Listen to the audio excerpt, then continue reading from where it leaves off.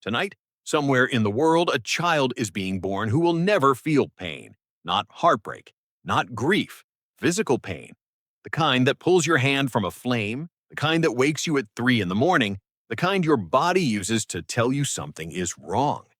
Every doctor who meets this child will say the same thing. This child is in terrible danger because pain is not your enemy.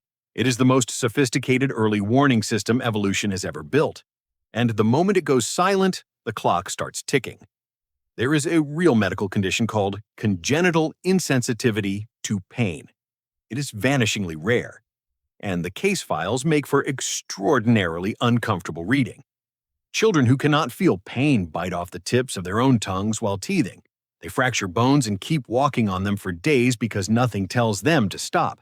They lean against hot radiators without moving. They damage their joints so severely, so young, that many of them are in wheelchairs before they reach adulthood. One of the most documented cases involved a young girl in Pakistan, studied by the neuroscientist John Wood. She performed street theater, walking on burning coals and pushing knives through her arms. She died before her 14th birthday from injuries she never felt coming.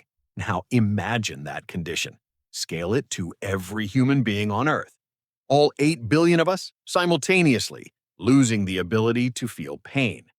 The first few minutes would feel like a gift. Your lower back, which has been quietly aching since Tuesday, goes silent. The tension headache dissolves. The bruise on your shin that caught the corner of the coffee table stops complaining. For the first time in years, your body feels completely, perfectly neutral. This is the most dangerous moment of all, because silence in a body is not the same as safety. Hour 1. Most people would not even notice something had changed. The absence of pain does not announce itself. You only discover it when you reach for a sensation and find nothing there, a pinch, a prod, a finger held too close to a candle flame. Then someone would realize, then someone else. And within the hour, every hospital in the world would begin to see what was coming. A man with a slow internal bleed from a minor car accident 3 days ago. The dull ache in his abdomen was the only signal his body had been sending. That signal is now gone. The bleed continues. He feels absolutely fine. A woman with appendicitis. The searing pain that would have sent her to emergency that morning has vanished. She makes breakfast. She goes to work. By the time she collapses, it is far later than it should have been. This is what doctors call a silent presentation, a condition that advances without symptoms. Normally, silent presentations are rare and frightening precisely because they are exceptions. In a world without pain, every presentation is silent. Every condition advances in the dark. Day 1. The emergency rooms are quiet. This is the wrong kind of quiet. Injuries are accumulating invisibly everywhere. People are burning themselves on stoves and not pulling away fast enough. Workers in factories are operating machinery without the reflexive flinch that would normally protect them. Construction workers are pushing through what would previously have been the warning signals of a tear, a strain, a fracture developing under load. The human flinch response is not a conscious decision. Neuroscientists have measured it. Your hand is already moving away from the heat before your brain has registered the danger. It is a spinal reflex, older than thought, older than language. Without pain, that reflex has no trigger. Your hand stays in the flame long enough to cause real damage before your brain catches up and tells it to move. And there is something else beginning on day 1 that almost nobody would connect to pain at all. People are eating too much, gut discomfort, the cramps of overeating, the ache of a stomach pushed too far. These are the body's primary signals for when to stop. Without them, the feedback loop breaks. People eat past the point of fullness into damage and feel nothing warning them to stop. Week 1. The dental surgeries are overwhelmed, not because of emergencies, but because of the opposite.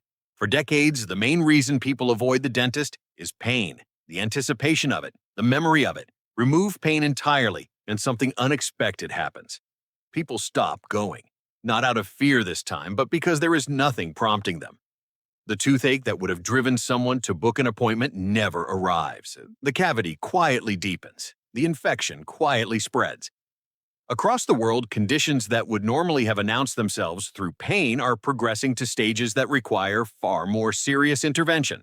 A twisted ankle walked on for a week has become a stress fracture. A child who scraped their knee felt no sting to remind them it needed cleaning. Small things are becoming serious things everywhere, all at once, in slow motion, and the psychological effects are beginning to surface. The neuroscientist Irene Tracy at Oxford has spent decades studying what pain does to the brain. One of her most striking findings is that pain and emotion share neural architecture. The same regions that process physical pain also process social rejection, loss, and grief. They are not separate systems dressed in similar clothes. They are the same system, doing double duty. Without physical pain, something in the emotional register begins to shift. People report feeling strangely flat, not happy, not sad, just muted, as though the volume on something fundamental has been turned all the way down. Month 1. The orthopedic wards are at capacity. Joints are the first major systemic casualty of a painless world. Under normal circumstances, the ache in your knees tells you when you have stood too long. The stiffness in your back tells you your posture has been wrong for the past hour. The throb in your shoulder tells you to put the box down. Without these signals, people have been overloading their joints continuously for 30 days. Cartilage does not regenerate quickly. Once damaged, it is largely gone for good. There is a condition called Charcot joint, named after the neurologist Jean-Martin Charcot, that describes exactly this process. It occurs in people whose peripheral nerves have been damaged by disease, leaving them unable to feel the wear in their joints. The joints collapse. The bones begin to grind. The body, without the feedback of pain to protect it, destroys itself from the inside. Scaled to 8 billion people over 30 days, the implications are almost impossible to comprehend. Year 1. Here is what researchers who study congenital insensitivity to pain have found consistently across every documented case. The patients who survive longest are the ones who build systems to replace what pain was doing. They check their bodies obsessively. They examine their skin every morning for cuts, burns, and bruises they cannot feel. They set timers to shift their weight when sitting or standing because they cannot feel the discomfort that would normally prompt them to move. They treat their bodies not as something to be lived in, but as something to be managed carefully from the outside.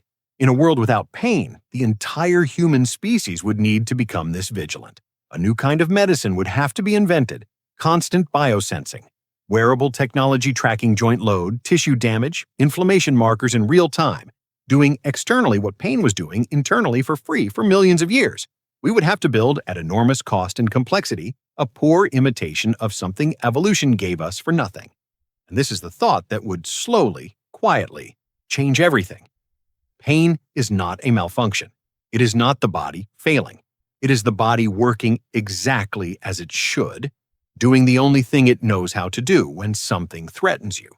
It is, in the most literal sense, the body trying to save your life. Tonight, if you wake at 3 in the morning with something aching, something that will not let you rest, your first instinct will be to wish it away. But that ache is a message, and somewhere in the wiring of 4 billion years of evolution, something is simply trying to make sure you are still here tomorrow.